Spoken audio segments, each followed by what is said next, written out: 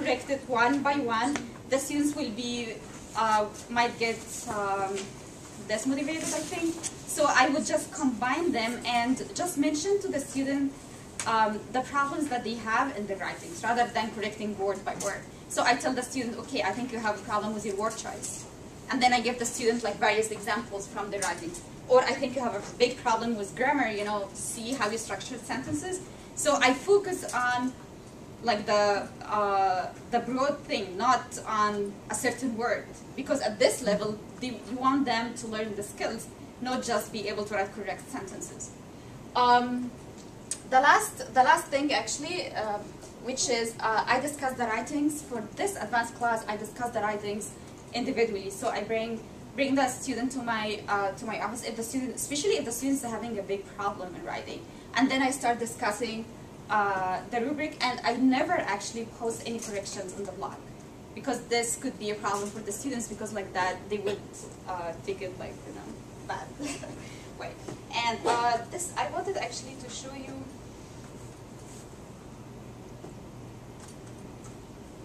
how actually our Arabic blog looks like. So this is the website of the CSLC, just in case if you're interested in, if you want to check it out.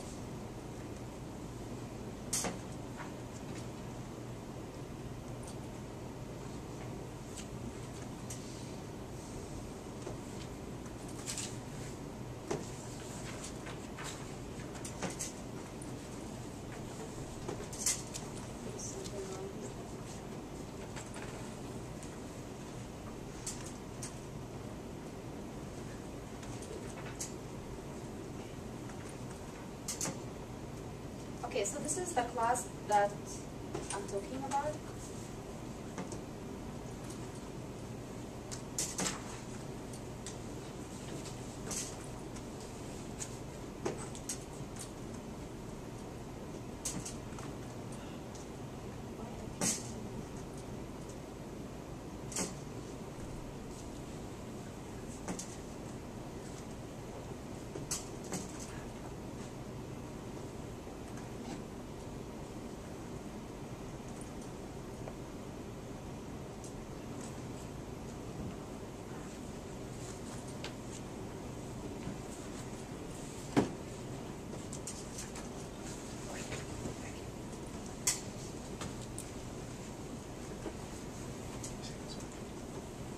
Okay, so here it is, like for example, this was the first topic that we had a discussion about.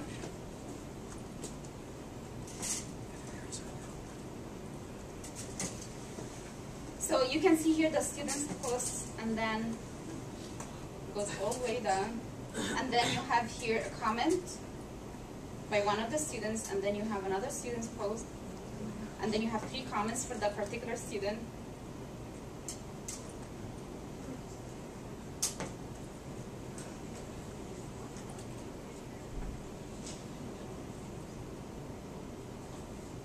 Probably don't understand any of this, but as you see, like the students, they post a lot actually, and then you find mine as well. Okay.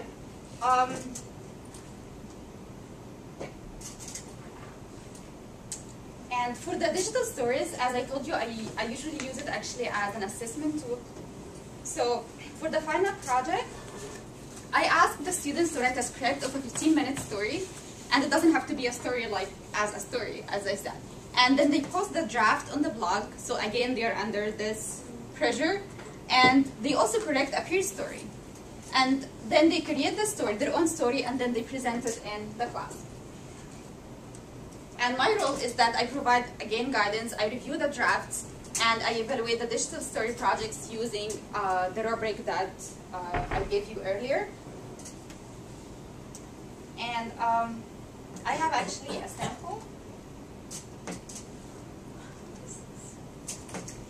This is one. This is the one about India. The quality, I had actually to save it in a low quality, so I would be able to send it to my email.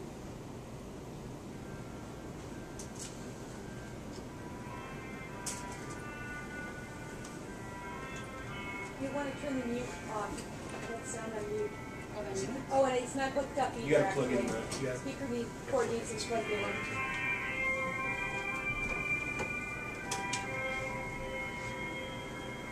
It's on the front. In the middle. It's on the front? Yeah. Yes, on the front. Good, I think.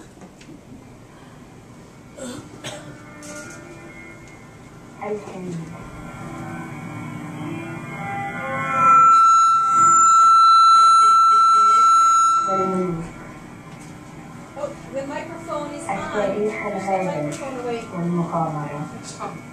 No, the other one. Other side. Other side. Other side. On this side. On this side.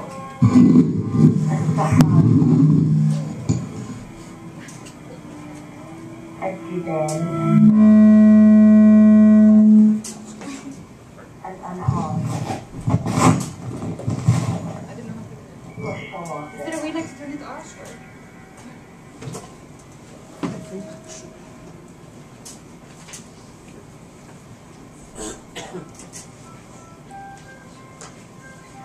ماذا نفكر فيه عندما نفكر فيه؟ نفكر في ثروتنا في الأيام الخوالية مثل الجواهر التي ما زالت على السيد البيضاء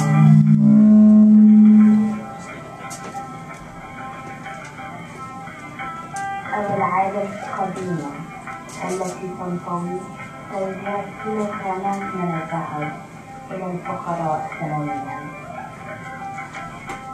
So I think you got the ideas, like a documentary. They get the pictures and then they put the sound along with the music. So for the sake of the time,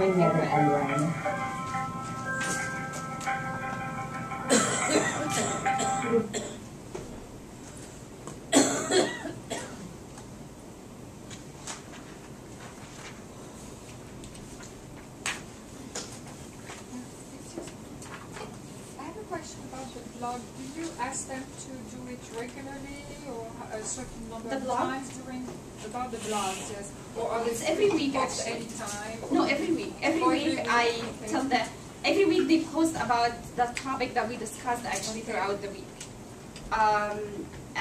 And also I evaluate them actually every 3 or 4 times. How many students do you have if it's not indiscreet? Well, this is actually the first time we're offering the advanced class, so we just had 7 students in that class. No, it's just because, you know, it does take a long time. For me, actually, to grade? To go over the lives of everyone and so on. If you have, I don't know, 18, 20 students. Yeah, it might be. And you do that in all your classes. I don't think I can do that personally. Yeah, I totally understand that. Actually, it's that's one of the drawbacks. Is very time consuming. Okay. Yeah. But actually, and that's why evaluating them every 3 or 4 times could be a really good idea, because you're not correcting every word. You're just looking at some error patterns. It's not what they say. Well, these are the citations. So, any discussions or questions? Any discussions? I think it's really interesting, the little excerpt we saw. It was a student speaking, right? Mm-hmm. There was music. It was really well put together. You had I don't understand Arabic, but I assume that the speaking was matching the pictures. Yes. And the music. And this is really time consuming when you think about it. So I thought it was really well done. Thank you. Any? I have 2 questions actually. And the first one is, I'm very interested in, you were doing like peer correction. Is this like the exchanging the comments on a blog? Is it how? Yeah, they actually, so for the advanced class, I would just ask them to have an online conversation. For the beginners, I ask them to correct each other's postings. So they say, okay, I think your writing is, or your story, because they write like 5 or like 7 sentences, you know, and then someone would respond and say, okay, I like your story, you know, I think it's great. Good job, but then I think you should, this word, you should write it that way. Okay. Or this sentence, why don't you try saying it that way? I wanted to ask actually the similar question to Denise. You mentioned about peer editing. Yeah. And Anita's your woman. Oh, okay. So you conducted peer editing in your classroom? Yeah. Okay. If in the class it's only a writing class, I do it in the hour. In the classes where it's